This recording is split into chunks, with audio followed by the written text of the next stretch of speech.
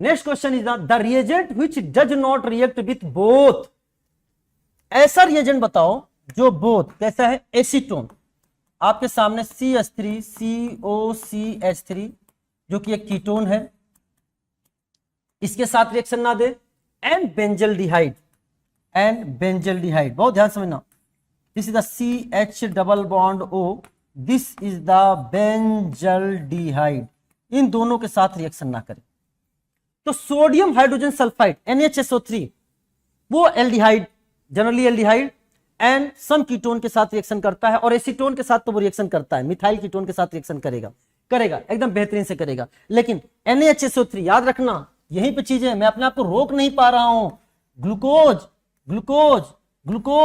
NaHSO3 के साथ reaction नहीं देता, ग्लूकोज 2,4-DNP के साथ रिएक्शन नहीं देता, ग्लूकोज सिप्स टेस्ट नहीं देता। बेटा याद रखना, मैं अपने को रोक नहीं पाया, एक चीज आता है मैं बोल जाता हूं बहुत सारी चीजें, ठीक है। फिनाइल हाइड्रोजीन से बनता हाइड्रोजोन, यस, ये एल्डिहाइड और कीटोन दोनों के साथ रिएक्शन देते हैं, ये आपके सामने कीटोन है, ये आपके सामने एल्डिहाइड है। ग्रिग्नार्ड रिएजेंट भी एल्डिहाइड और कीटोन के साथ रिएक्शन करते हैं और अल्कोहल का फॉर्मेशन होता है, न्यूक्लियोफिलिक एडिशन रिएक्शन। चलो साहब, फेलिंग सोल्यूशन की बात करें तो बेटा फेलिंग जो सोल्यूशन है, फेलिंग सोल्यूशन है, या जो आपके सामने बोल सकते हैं Fehling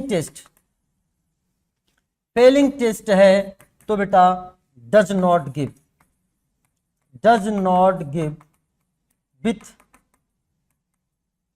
these molecules, in molecule के साथ ये टेस्ट नहीं देता। क्यों रे? टॉलेंस जो होता है, टॉलेंस याद रखना बेटा, अगर हम बात करते हैं टॉलेंस की बात करते हैं तो आपके सामने ऑल एल्डिहाइड चाहे वो एलिफेटिक हो और चाहे वो एरोमेटिक हो, टेस्ट देते हैं, सिल्वर मिलर टेस्ट देते हैं।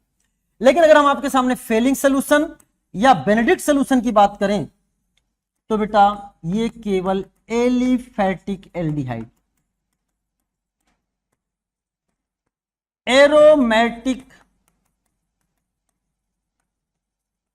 एल्डिहाइड लाइक बेंजल्डिहाइड के साथ ये टेस्ट नहीं देते।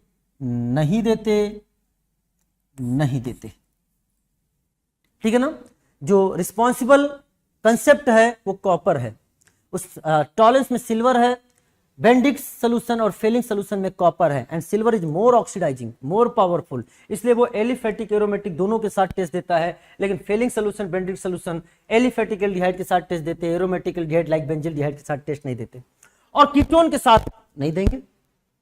कीटोन अलग बात, अल्फा हाइड्रोक्सी कीटोन अलग बात, अल्फा हाइड्रोक्सी कीटोन के साथ यस है, अल्फा हाइड्रोक्सी कीटोन के साथ यस है, कीटोन के साथ नो है।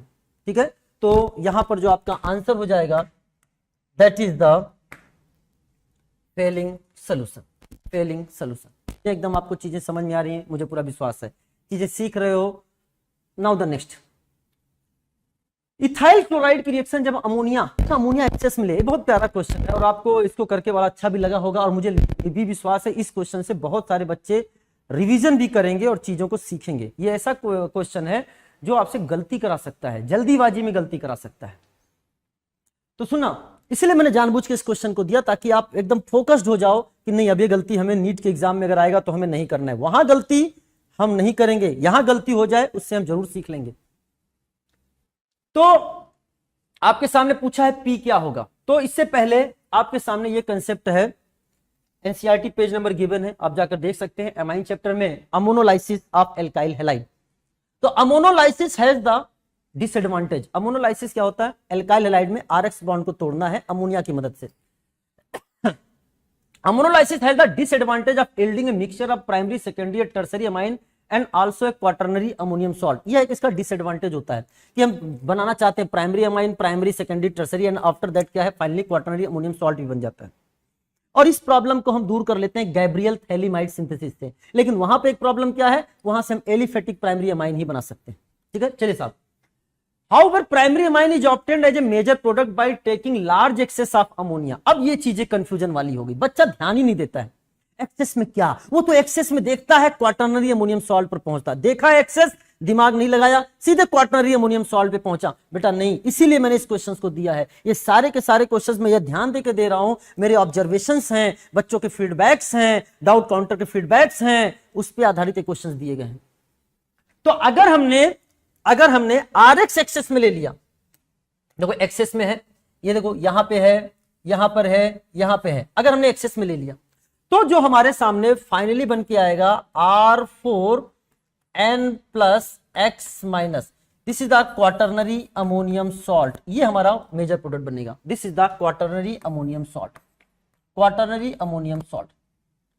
लेकिन हम प्राइमरी अमाइन को एज ए मेजर प्रोडक्ट बनाना चाह रहे हैं, लेकिन primary amine is obtained as a major product by taking large excess of ammonia. अगर अमोनिया को एक्सेस में ले सकते हो तो क्या बन गया आपके सामने RnH2, this is the primary amine, और यहीं पर आपका क्या बनेगा, मेजर प्रोडक्ट, क्योंकि RX तो अब कंज्यूम हो गया, अमोनिया जो भी था उसने RX के साथ रिएक्शन प्राइमरी अमाइन बना दिया। यहां पर क्या होता है, पहले RnH2 से क्या बन गया फिर RX इस पर रिएक्शन कर जाएगा, बनाएगा R2NH, फिर RX रिएक्शन करके R3N, फिर RX रिएक्शन करके R4N प्लस एक्स माइनस। यानी जब तक ये नाइट्रोजन पर लोन पेयर रहेगा, वो न्यूक्लियोफाइल की तरह बिहेव करेगा, तब तक वो RX दैट इज एक इलेक्ट्रोफाइल से रिएक्शन करता रहेगा। तो याद रखना कि अगर अमोनिया एक्सेस में लिया तो primary amine is a major, लेकिन अगर RX एक्सेस में लिया then this is the quaternary ammonium salt. और ये जो मैकेनिज्म आपके साथ चलती है, ये मैकेनिज्म यहां पर चलती है, that is the SN2 mechanism. तो अब आंसर की तरफ बढ़ते हैं। आपको अच्छा लगा हुआ इस क्वेश्चन का सिलेक्शन, मुझे पूरा विश्वास है, ईमानदार हैं, आपको जरूर जवाब देना होगा। इसमें प्राइमरी भी दे रखा है, सेकेंडरी भी, टर्सरी भी एंड क्वाटरनरी भी। कई बच्चे सीधे क्वाटरनरी पे टिक करके आते हैं। प्यारे बच्चों, answer is the primary amine. क्या इतनी मेरी बात क्लियर हो गई है? जवाब दीजिए। चलिए साहब, now the next question. On treating qualitative and quantitative analysis, on treating sodium fusion extract with a sodium nitroprusside, appearance of a violet color, appearance of a violet color, बहुत ध्यान सुना, appearance of a violet color indicates the presence of sulfur, indicates the presence of sulfur. Appearance of violet color is due to, किस complex के formation के कारण ये violet colour आ रहा है? आपके सामने एनसीईआरटी की लाइन है, उसमें दो टेस्ट लिखा है, एक लेड एसीटेट के थ्रू, एक सोडियम नाइट्रोप्रुसाइड। लेड एसीटेट के थ्रू रिएक्शन कराएंगे तो पीबीएस का ब्लैक प्रेसिपिटेट बनता है, लेकिन अगर सोडियम नाइट्रोप्रुसाइड लेते हैं तो वायलेट कलर का फॉर्मेशन होता है, और ये कॉम्प्लेक्स बनने के कारण होता है। ये आपको याद भी होना चाहिए। आप इस स्टेटमेंट को पढ़िएगा। हमने आपके लिए भले ये एक क्वेश्चन का डिस्कशन है, लेकिन मैं इसको एज ए वन शॉट देख रहा हूं। आपके लिए मैंने समरी लेके आया हूं ताकि आप इसको वापस से रिवाइज कर लें। आप इसको पूरा पढ़ना, मैं भी पूरा नहीं पढ़ूंगा due to lack of time. Class में पूरा चीजें बताई गई हैं। हम तो सल्फर पे बात कर रहे हैं। सल्फर जो लेसाइन टेस्ट बनाते हैं उसमें जो आपके सामने सल्फर है वो NO2S के रूप में बनता है। तो अगर हमने यहां सल्फर है दैट इज -2 और हमने इसकी रिएक्शन लेड एसीटेट के साथ कराई तो बना पीबीएस का ब्लैक प्रेसिपिटेट।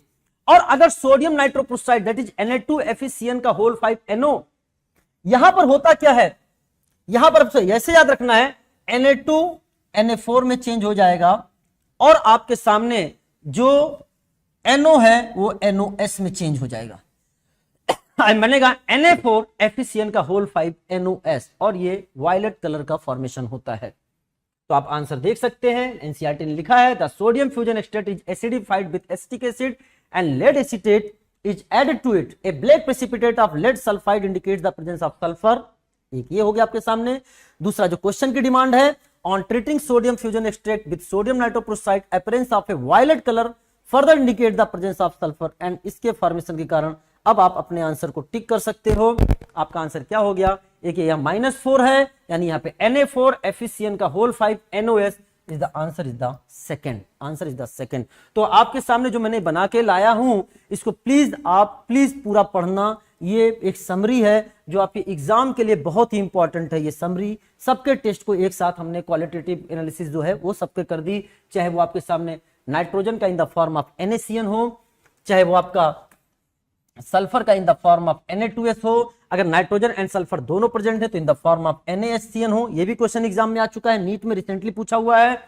एंड अगर आपके सामने हेलोजन है तो in the form of NaX है। पढ़ना है हेलोजन के टेस्ट में पहले हम HNO3 के साथ क्यों बॉयल करते हैं, ताकि अगर सल्फर हो या नाइट्रोजन हो तो वो इस फॉर्म में निकल जाए, क्योंकि सल्फर होगा तो Na2S और नाइट्रोजन होगा तो NaCN बना होगा, वो गैसेस से फॉर्म में निकल जाए जो कि हमारे टेस्ट को इंटरफेयर ना करे। पढ़ना इसको।